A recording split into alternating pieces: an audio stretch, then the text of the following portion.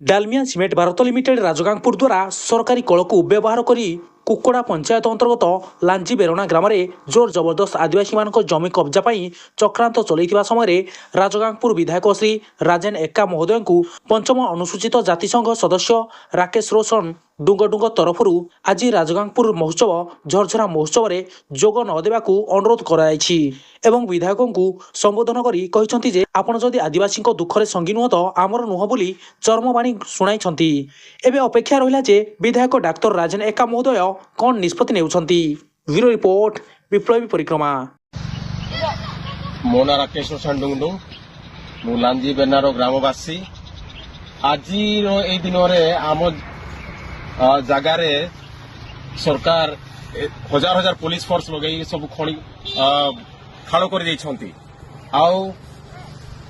परिस्थिति रे आमे बहुत विरोध करनु हेले भी आमर शुणिया कहीं ना 16तम वर्ष राजगांगपुर महोत्सव अच्छी तार इनाग्रेशन अच्छी आमर माननीय डॉक्टर सीएस राजेन एक्का को चीफ गेस्ट भाव डाकी तो आमे तांको अनुरोध करुछु कि दया करिकी से एठी शामिल न हुअंतु आम दुखरे शामिल हुअंतु आउ एथर आमे विचार करिछु एथर आमे पर्व नूतन वर्ष कृष्ण जयंती आमे पालन करिबु तो आपण समस्त अनुरोध करुछि कि आमे जो विरोध प्रदर्शन करिछु ताकू आमे